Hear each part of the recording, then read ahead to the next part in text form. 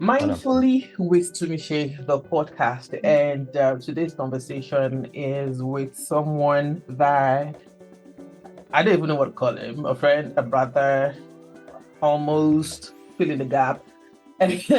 But this conversation is a long time coming. I think the first time I interviewed, interviewed, not a conversation, that was an interview. That would be 2009, 2008. It was the last time I had a conversation behind the mic with this person. So, in the studio with me is the virtual studio, Femi Jubal. Femi Jubal is a certified life coach, a holistic educator, and a creative entrepreneur. As a holistic educator, he engages all aspects of his clients and students and audience, mind, body, and spirit. And all of that is what we do here at Mindfully with Tumishe. So his goal is simple: to help people find their identity, meaning, and purpose in life. How are you, family? I'm so good, thank you, Tumishe. I was looking forward to this, honestly.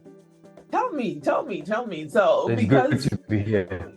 It's really good. When was the last time we had a conversation? 2016? You were in Africa, I think so. was in Marketing. And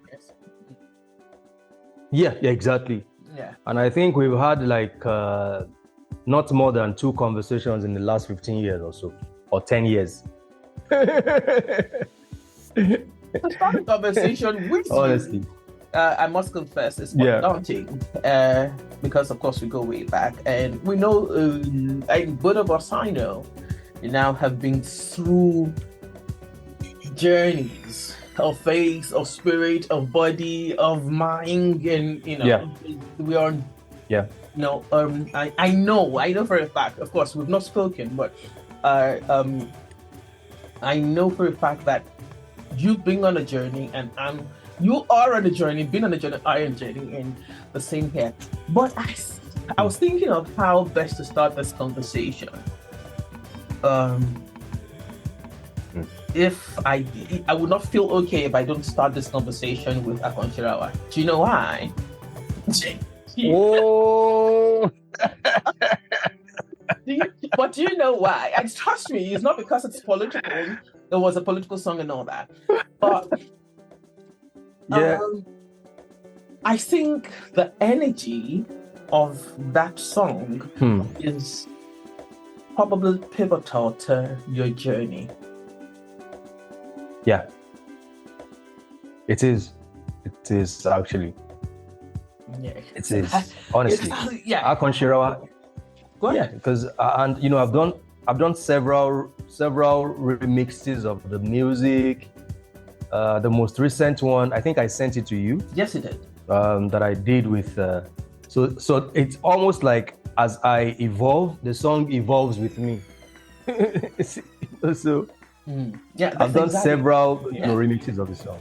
Yeah. That's exactly how I feel, because again, for those who are listening, because I know that I have friends who are listening outside Nigeria, Akonserawa, how do we translate that now? Akonserawa. Okay, you know what? I'm going to speak Nigerianism here. Get it? Just get it. Akonserawa simply means now we do ourselves. You are the harbinger of your difficulty. You are the harbinger of your story. You are the harbinger. Oh God, it's just so. As I prepared for this conversation, I'm like, Akonserawa, you are the power behind whatever it is that you want to charter. And that's where my first question to you for this conversation, though we're talking about positive masculinity, how has that journey been for you? Oh, wow. My life has been more or less like a roller coaster. It's been up and down and up and down. But then I've been enjoying it, because like I always say, if your life is built on an identity and self-awareness, it's very easy for you to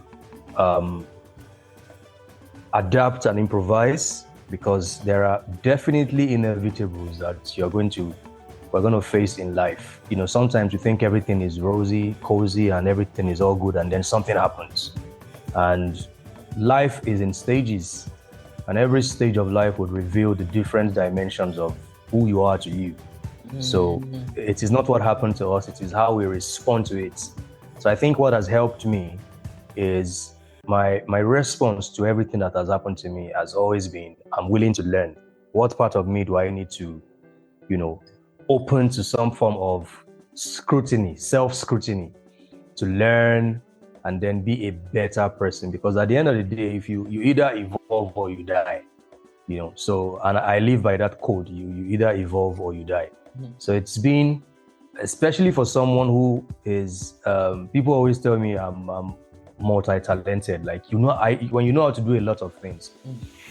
So I have evolved from one thing to another, and then I'm at the stage in my life where I feel, I know that it is time for me to have like a conglomerate of concentrate my energy and my power, so that I can, be able to channel everything I have and then put them out there, such that I'm able to impact as many people that I need to impact positively.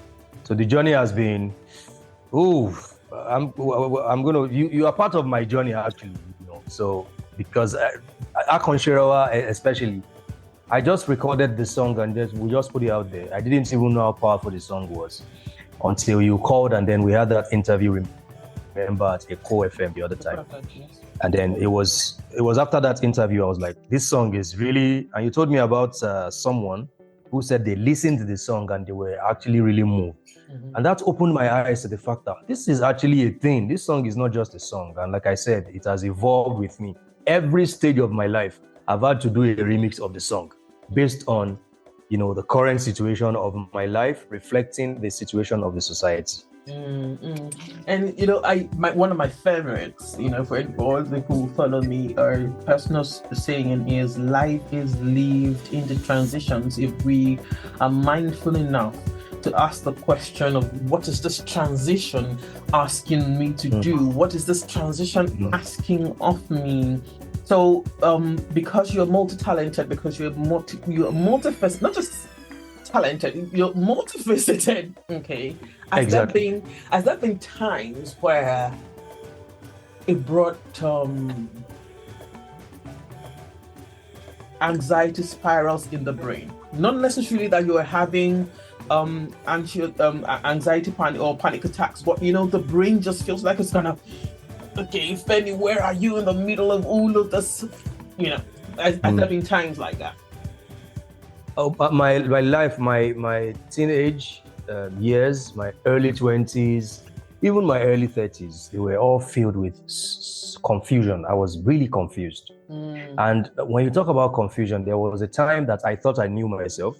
I always tell people that I actually discovered myself in 2020, the COVID year. But before then, I thought I already sorted out the issue of identity, of self-awareness, blah, blah, blah, and all that. But then I was, hit with something really huge, and what I've discovered is that every stage of my life, the challenges, I think it was TD Jakes that said that every level reveals the devil. Every level comes with a devil or something like that. Wow. And that's so true. And that the greater you become, the more vulnerable you are, and then the bigger the devil that you have to face. Because life will always ask the question, who are you?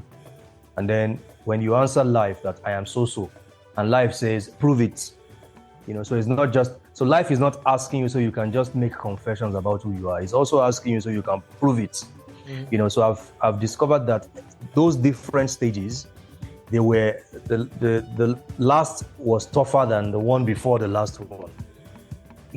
So, but then at these different stages of my life, I was really confused because I'm that guy that I enter a room, there are like 10 other guys, and 9 of them can do maximum 2 things.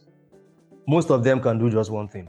I am that guy that can do everything that they all can do and also do 5 extra.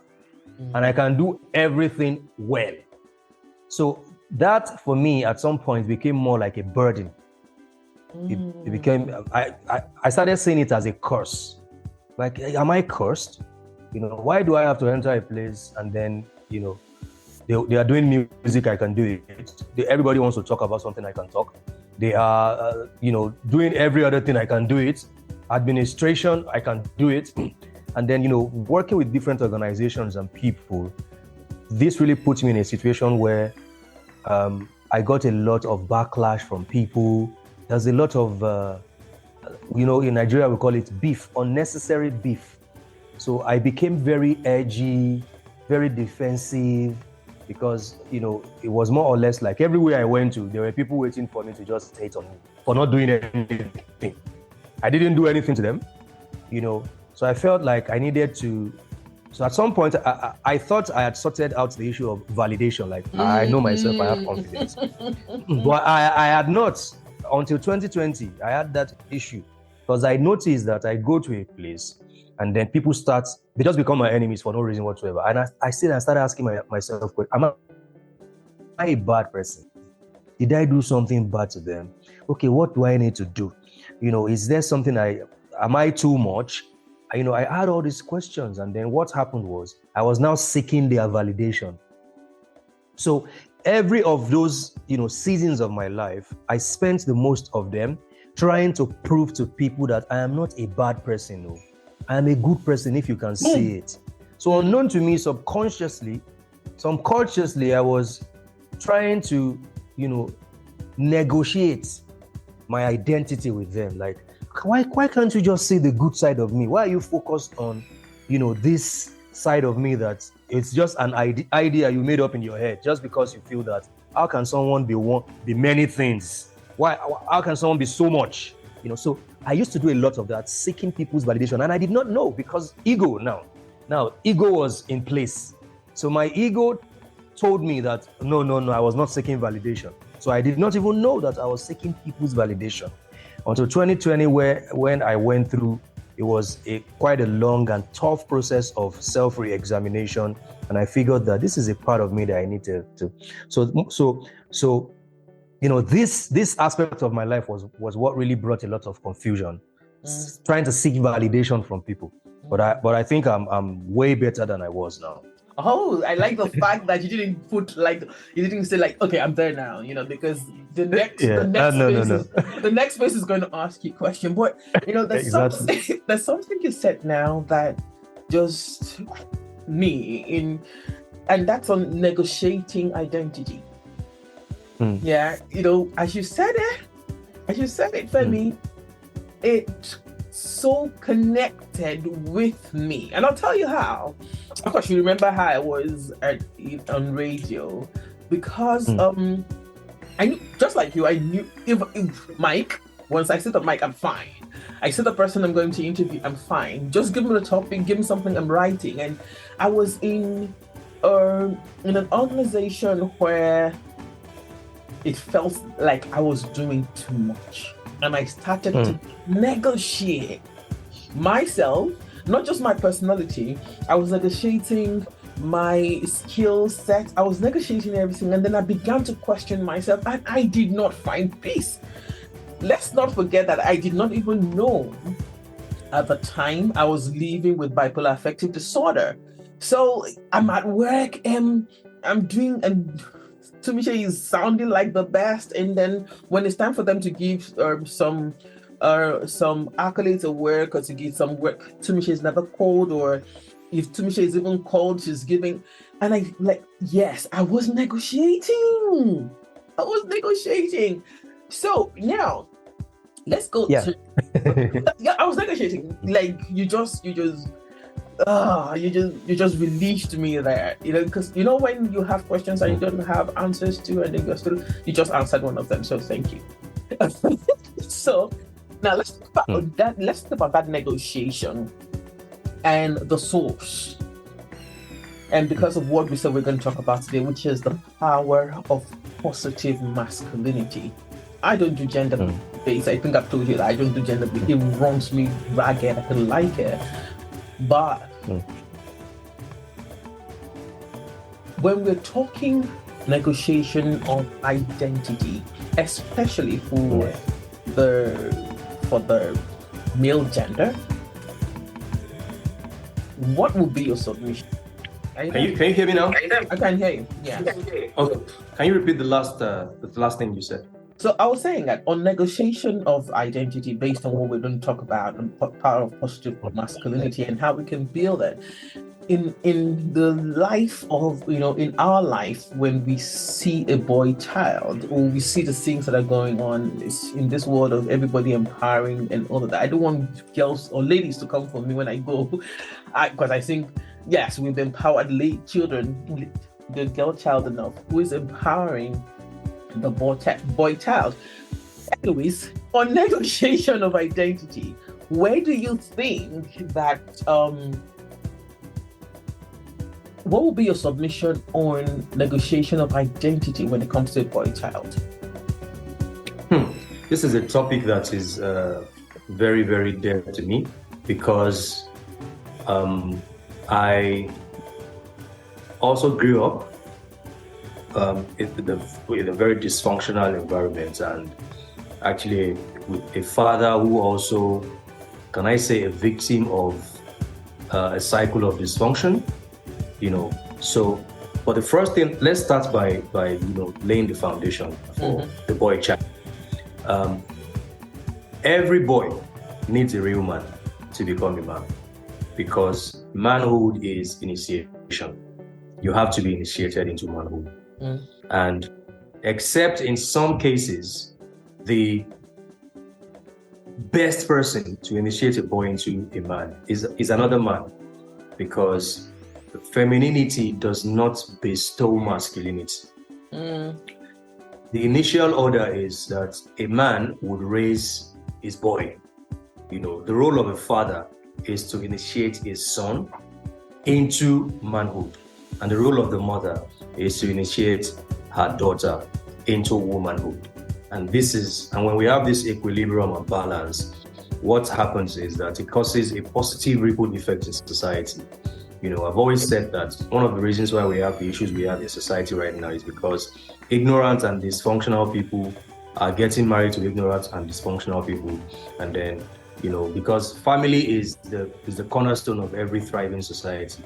So ignorant and dysfunctional people can never be good custodians, competent custodians of the family institute, because it's an institution.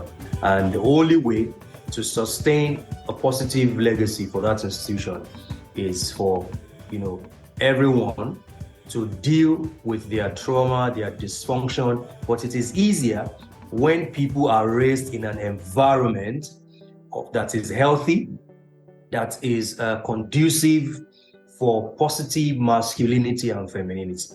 So we have not been lucky as a society to have, many of us actually, to have come from that environment that offers us that great soft landing.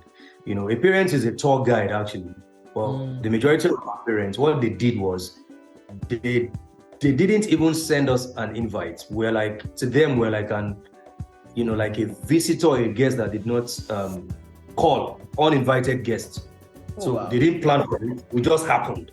And when we happened, one of the major roles of parenting that they were meant to do, which is a tour guide, which is to welcome us to the world and then introduce us to the world and introduce the world to us. Yeah. We're not lucky. A lot of us were not lucky. And the adverse effect of that is that we had to start navigating life on our own. So a lot of us at 9, 10, we already started trying to figure life out by ourselves. When, from 0 to 17, 18 are those years, the formative years that a father or a mother, they are meant to step in and mold you and build you, not for perfection, because, it's not about perfection, it's about genuineness. Yes. But even genuineness was not there, the authenticity was not there, the training, the touring, if you want to enjoy your trip to any country you have not been to, you need a tour guide. But yeah, when I travel to a country and then I don't get a tour guide, I spend most of my time in the hotel because I'm confused about where to go. I don't know where to go. So you have to stay in the hotel, order for junk food, and then a day before you leave the country, you now start figuring out, okay, let me go. Yeah. So a lot of people, and the same thing is happening to many of us in life. Nobody give us any tour guide. So we're just trying to figure these things out on our own, navigating. And then what happened was, many of us, we navigated into drugs, we navigated into pornography, we navigated into early sexual escapade, we navigated into a lot of things because we're not raised there was no proper parental infrastructure to help us have a strong foundation. And this is very common with the boy child. The boy child is not, these days, women they are training girls. They are preparing them for marriage, preparing them for family. But boys have been neglected so much in society. And it begins in a lot of families. And the girls we empower will live in the same society as the boys we neglect. So we are building girls to become doctors, lawyers, equality. Let's make our girls become this and that. They are going to live in the same society with the rapists that we neglected. With the boy that we neglected, who had so much talent in him, he didn't know how to navigate and channel his energy. And then it became a case of masculinity gone wrong. That doctor, that female lawyer will live in the same society with that boy.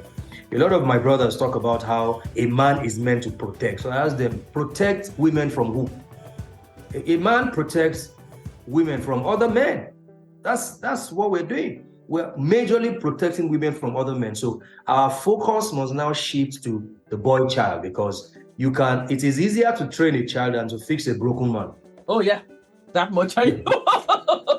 That much I know. Yeah, and that's one of the reasons why, one of the things I'm delving in 2024 is, boys. There's a project called Boys to Men, where we put a lot of focus on boys between the age of 6 and 14, 15. So we can mold them, because a lot of men right now who are in their 40s and their 50s, they have not been initiated into manhood. They are 40-year-old boys, 50-year-old boys. It is not necessarily their fault. It is the fact that, nobody transferred. We're not giving tools. Exactly. They were not given the resources and the tools. So nobody can give what they don't have. They are only functioning based on the information that was available to them. So it is important that we start by, understanding that manhood is initiation. And for a man to kick off his journey of masculinity, it must be ignited by a man. Like I said, I'm not so lucky to have that father who is, I can say that, whenever I hear people say, my father told me, I can't tell you what my father told me. My father said, I've met guys who 90% of my conversation with them was about what their dad told them. And I couldn't just say one thing. And I was like, wow. But what I did was, because the moment you become an adult, Paul said that when I was a child, I became like a child, but when I became a man, I put away childish things. There is a particular age you get to, and then you cannot blame anything on anybody. So I got to that age and I simply told myself, I am going to ensure that I'm intentional about surrogate fathers, male mentors. When I see a man who exemplifies the kind of man I want to be, what I do is I align myself with them. So in and out of Nigeria, I got a lot of men who are like the male figures, the father figures in my life. So we need a lot of this. All right. So, of course, we cannot have a perfect definition to this, because I also know that a lot of girls are not given tools. They might be empowered, but not given tools to navigate life that much. I know. Now, I remember my daughter saying to me, okay, so I remember in 2020, I want to tie this to how it affects the mental health and all that.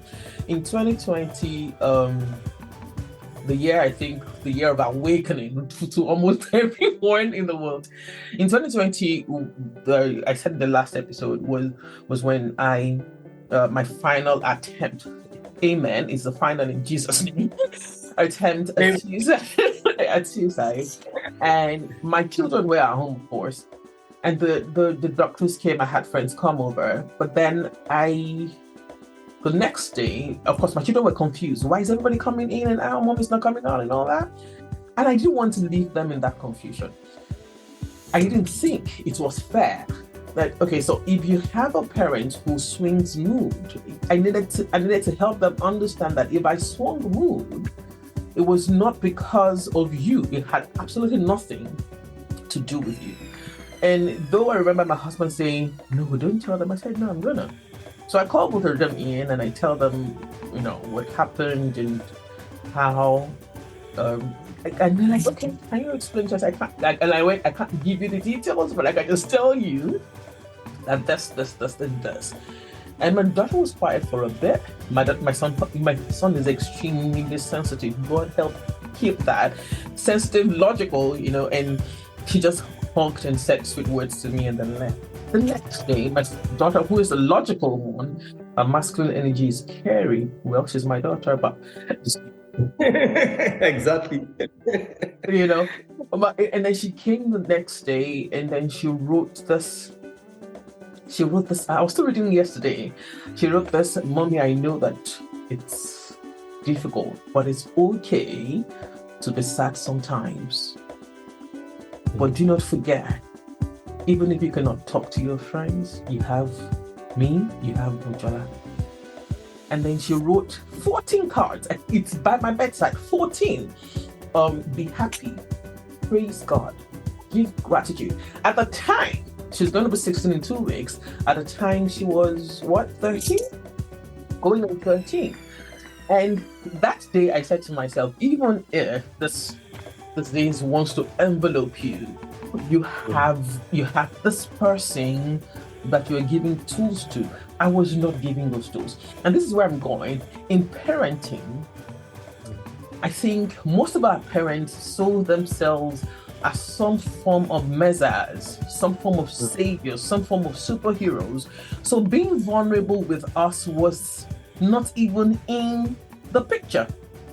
Exactly. So when your father told you, "I don't have it, just go," you are like, but you're seeing the man spending money and you've asked him for money and he's asking you to go. But he's not explaining to you that what he's spending money on is of priority now.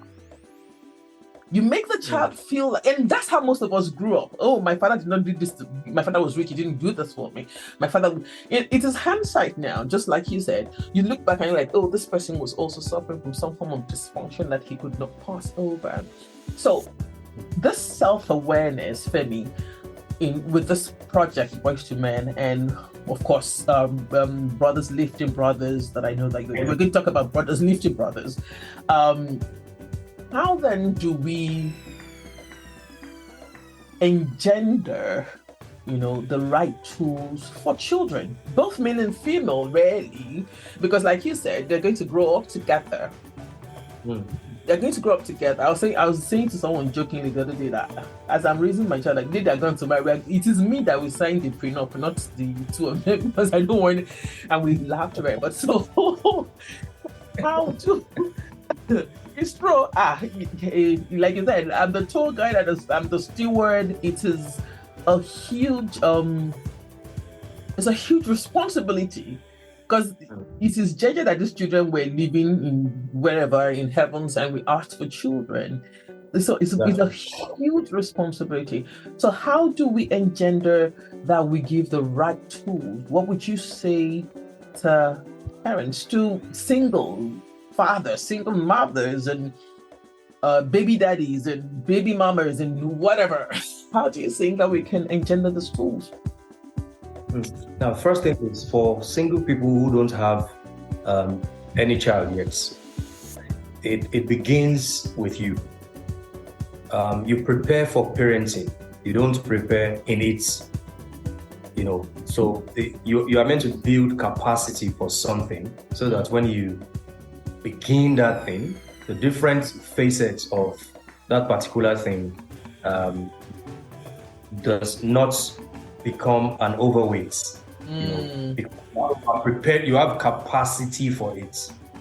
When the Israelites wanted to enter the promised land, I believe that the reason there was delay was because God was trying to build their capacity for where they were going. Because exactly, actually state that in the scripture. Yeah, but go ahead. Yeah. Because if you don't have, you must first build capacity for something if it is going to be sustainable. So every man, if you don't have a child, your single life is the foundation on which you build your fatherhood and your marriage life. So you are meant to become a father before you become a father. Mm-hmm. So that simply means that what are the things you're doing right now? Like I'm responsible for some boys at the moment, and sometimes they come to the house when they are on holiday. And whenever they are around, I notice that I become a bit more careful about the things I do around them. And then recently I told myself, up until 4 or 5 months ago, I still used to drink, once in a while. But whenever they are around, I don't drink at all. So I simply told myself, I said, it's not about perfection, it's about being genuine. But at the same time, how about you stop drinking totally? So when you are telling them about alcohol, and I'm not saying it's bad, people should not do it. I'm just saying when they don't see you as, he's so perfect, but you're hiding this side of beauty, from them. One of the people that I like so much is Tiger Woods. I noticed how much he has invested in his son. He's not a perfect father, but he's a genuine father. Fatherhood is not about perfection, it's about being genuine. Being genuine and authentic. In my exactly. I'm not a perfect person. See, I have fallen in this area. I have failed here. But look, just watch me, because they learn by observation. Boys learn by observation. And boys may not talk to you about something, but they have picked up lessons. They have formed ideas around the actions that they see you take. So if a boy, if he saw you when you failed, and he also saw you when you got back up from that failure, you have sent a very strong message to that boy that sometimes in life you're going to have ups and downs, and what you do, how you respond to those situations, is what is important. So training, one of the things that they used to do back in the day was when you watch the movie 300, for instance, it trained his son to start using the sword when he was like 6 years old. We don't train boys again. We leave them to figure things out on their own. And we're not intentional about it. Like, a boy is actually a project, because boys are more susceptible to aggression and violence. So raising boys is a project that you must, not that you would be paranoid and then suspicious and be all over them, but like you said, providing the right resources. Girls like to be admired. Boys like to be praised and motivated. So any form of motivation, no matter how little, that you provide for the boy child while he's growing up, these are the things that would help him build all the infrastructure that would protect him and shield him, and also, enlighten. There's something called enlightened masculinity, and we don't have that these days. Because what you see on social media now is, and this is why I carefully removed myself from the gender tussle. There was a time I was kind of part of it, but I had to just remove myself from it, because it is sending a very strong negative message to boys, to teenagers, very strong, and it is a distraction. Genderism is a distraction. It is also part of the matrix. People talk about how people think they have left the matrix. I'm an alpha male. Women can't do this, so I am. I listen to Andrew Tate, and we have left the matrix. But that is also a distraction of the matrix, to keep us divided, so that one gender is attacking the other, and one gender is focused on the excesses of the other gender, to the point where people now see it as a tussle. And with people going into marriage, I have a guy who is a part of Brothers 15 Brothers who got married, and in less than 8 months he started having complaints about his wife. And I simply told him, I said, too much of Andrew Tate is why you're having problems in your marriage. much of Andrew Tate, because Andrew Tate has not told you about his wife. He has not told you how he deals with his marriage in his home and all that. He has given you bits and pieces, video, and he has told you how to deal with women. You have carried these things in your head, and now you are now exemplifying them in your marriage. Now, this is reality. It's no more Andrew Tate. Your wife is not from Romania. She's not with Andrew Tate. You are not Andrew Tate. You are you dealing with your wife who is her. So there are so many red pill, I call them red pill poisons out there that are very unhealthy for the younger generation, for the teenagers and for the boys. What you discover is they are all evolving into these things. Because I was watching a documentary yesterday. Many of the food that you see in grocery stores these days, they did not exist 150 years ago. Many of the food we're eating now, they were not in existence 150 years ago, 100 years ago. So many of these red pill poisons that are turning boys in their 12 and their 13 years old into monsters. They now see women as something that can destroy them. So they have to build a defense and, be paranoid and be suspicious of women because women are terrible and bad. They are manipulative. A woman can never love you. You see all these generic theories and cliches that are, all over the internet that people are consuming. They did not exist 150 years ago, and society was way better then. Now, so it is important for us to lead by our action, and then also orientation is very key. And when I talk about education, people think we're talking about conventional schooling. No, that is orientation. Because I've given some teenagers an assignment. I said, I want you to go and do a research on anthropology as it affects gender. It is a study of human science. Anthropology as it regards gender. You will understand the issues of polygamy better. You won't just come out to the public and say, men are polygamous. It is an ignorant statement. What is the origin of monogamy? Why do you think men are polygamous? There is the anthropological dimension to that. Study ancientology. I gave them an assignment and I'm expecting them to come back next week and then we discuss that. But most of the knowledge and information that boys and young men have these days, they got them from 2-minute, 1-minute videos from content creators on the internet. And this is why I always emphasize, we need more educators and less content creators, because content creators are just trying to make content.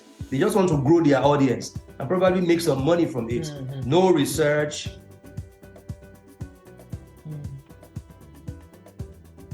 Thing happened to Mr. Ibu. I build a story around it. I tell boys why they should not marry bad women, and then it becomes a narrative. So it's important. Education, orientation, teaching them by the action, leading by the actions that we take. They are very important. All right. So there's some. I was meditating. I can't say it. I was meditating the other day, and I was, and then when I was meditating, I'm a very self-evaluating person, and this particular one, it was around my children. I was like, okay, if I say that I'm training children, have I truly empowered them when it comes to peer pressure? That's what we don't talk about. You can train a child, and you're giving the best of that you know to give, at least within your own, and then there's peer pressure. We don't talk enough about peer pressure. We don't talk enough about peer.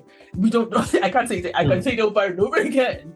Because how do you see a child what happens to a child who comes from a near perfect home and then has some interactions with some other ideology, and it seems as if that child has not been empowered at all, because it's as if we don't empower children. The way that was coming to me was that we empower children with a particular side of the coin, probably the yang, and then we leave the yin out, or we give the yin and leave the yang out.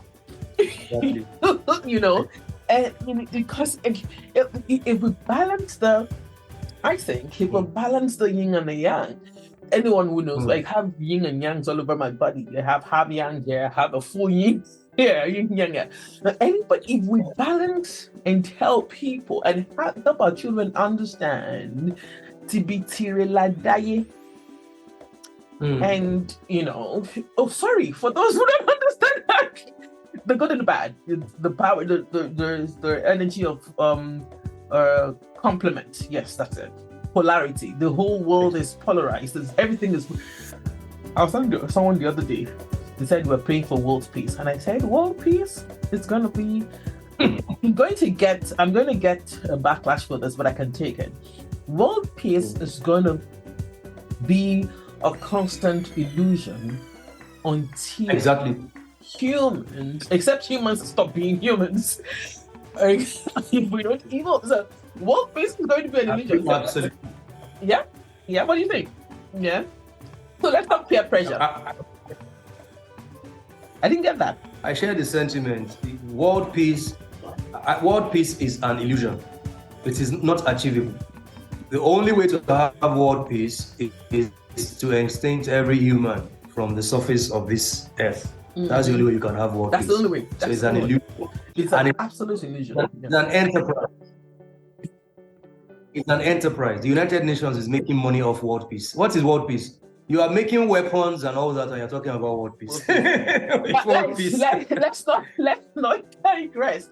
So now, the first part of this conversation, what would be your submission on mental resilience? Because of course, when people say I'm protecting my mental health, they think it's only people who are diagnosed. No, your mental health, your mental wholesomeness consists of everything: your money, your living, your health. Because if one is out of shape, everything about you is out of shape. So how do we build mental resilience in boys, in humans? But positive masculinity again. How are we going to give this away to boys? Now, the first thing is, I think it was yesterday, I was listening to an audio, and after listening to the audio, I decided to write something. I figured that for a lot of people, because there's a difference between being dissatisfied with one's life and being depressed. So we have to be able to differentiate between the two, because a lot of people, they're actually not satisfied with the way their life is. And when I speak to them, what I tell them is one of the cardinal points that makes you cornerstone of masculinity is the ability the courage to take responsibility for every of your action. You are responsible for everything that happens to you. That is the first thing that makes you a man. And this is one of the things that I imbibe in boys and teenagers, younger generation of men. You are responsible for everything that happens to you. So if you are dissatisfied with your life, for instance, a young man was dating a girl that he spent so much money on, to the point where he almost went bankrupt. The girl left him, and then he became so bitter about women. So now the thing is, he was not taking responsibility for the part that he played, because you played a role in that. The girl didn't jump from heaven on you and started taking your money from your bank account. You met her, she didn't put a gun in your neck. After you spoke to her, you started dating her, your money on her. So it means that you have a problem of discernment, a problem of choice. Decisions are the pathways to life, and the quality determines the quality of your life. So you have not developed the capacity to make healthy decisions. When you make a poor choice, you get a poor result. So have you sat down to ask yourself this? One of the primary elements that we must introduce when it comes to raising responsible boys into men is the art of taking responsibility for anything that happens to you. Because if you don't, when you look at the social media accounts where you have, 200,000 people where they are, bashing women. I have a lot of influencer friends like that. Even women who bash women. I had to do like analysis of their followers, and I noticed that 90% of the men, and you have more men following these people. So men have started playing the victim, because when you don't take responsibility, you play the victim. So the majority of men following these accounts, they are disgruntled men, bitter men. They are angry that their wife treated them this way. My girlfriend treated me this way. Nobody is teaching them, sit down, take responsibility for the part you played in what happened. No, they don't want that. So you have people feeding them, feeding their victimhood. And what that does is it would boost, this irresponsibility to not want to be accountable for their own actions and inactions. So number one is the art of taking responsibility for whatever happens to you, because dissatisfaction is a sign that you did not do some things that you were meant to do, or you took some wrong actions. So now how do you now sit down and develop the courage to look into that? So this is very key in raising boys to becoming responsible men. Is very, very key.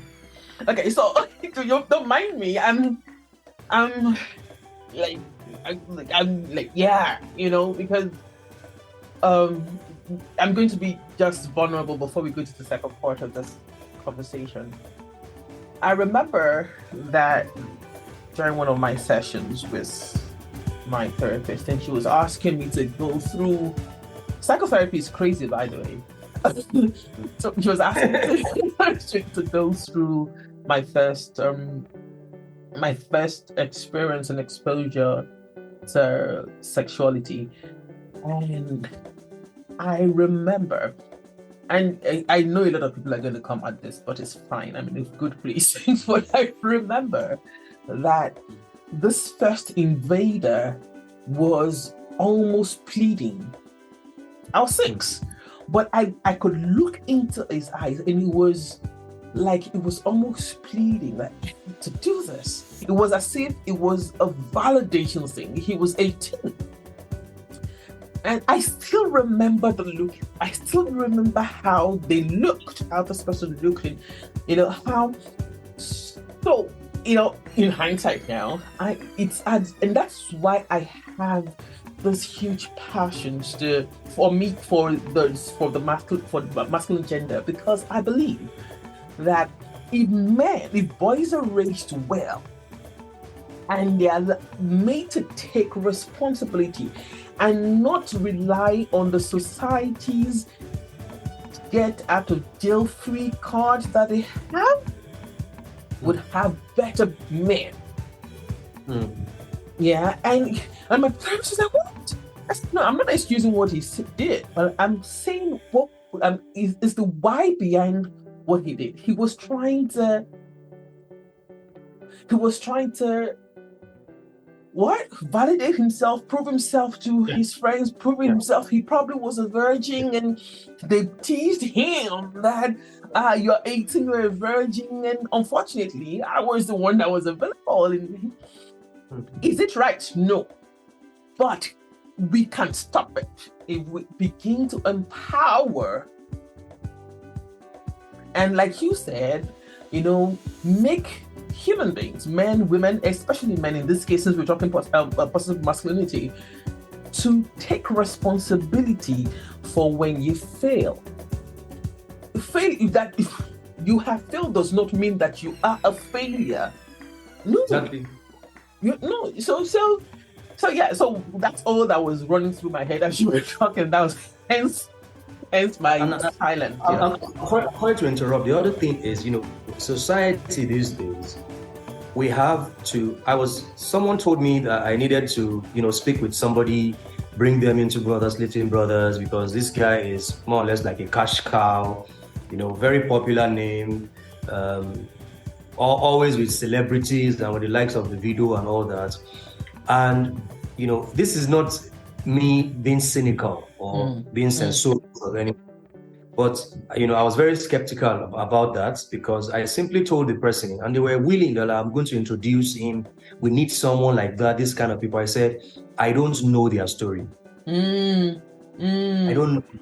I just see him on social media with the video with this person projecting himself as, and his life is not telling his story.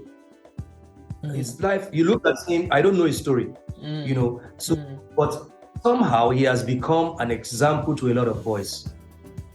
So the people that society has, given the audacity to be examples, are also what our boys are becoming. So they look at Naira Marley, for instance. Sorry to mention that name, and they say, I want to be like Naira Marley.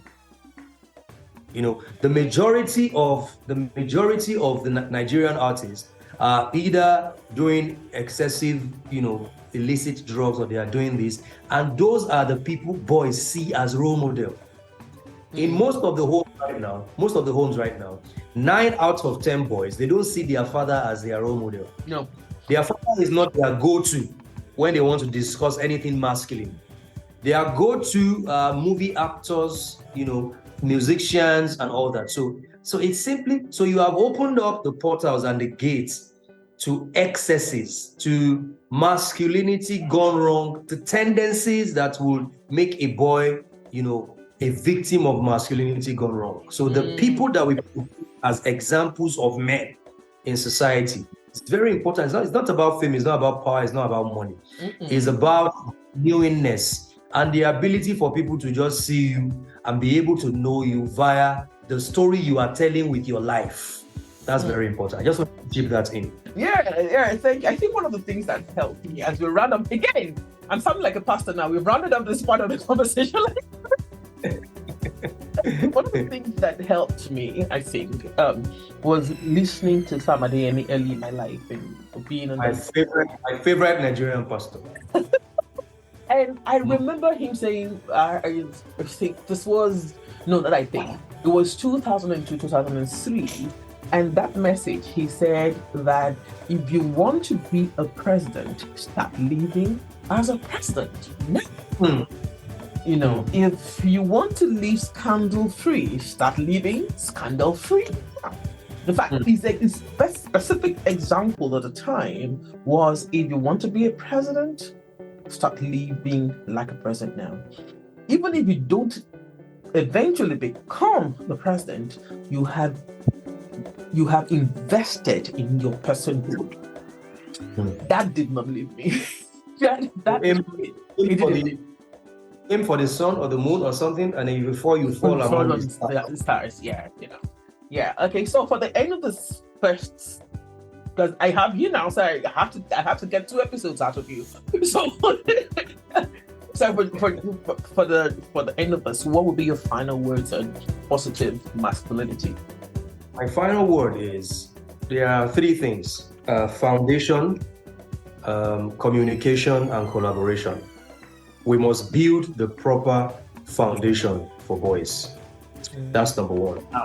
If as a father, you think that you have failed in raising your boys to becoming responsible men, it can never be too late to be right.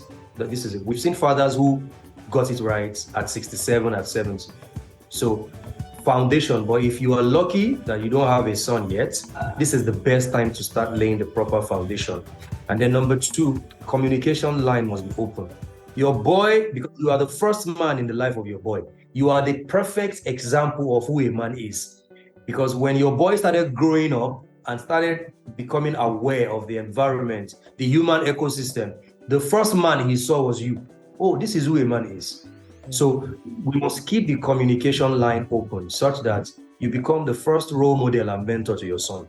There is nothing as beautiful as having a father and a son relationship that borders on mentee and mentor, role model. It is very beautiful. I've seen it in a lot of people, and I see how healthy and confident, they are. And then collaboration. You must then see your son as you are collaborating. You are both collaborating together on the journey of masculinity.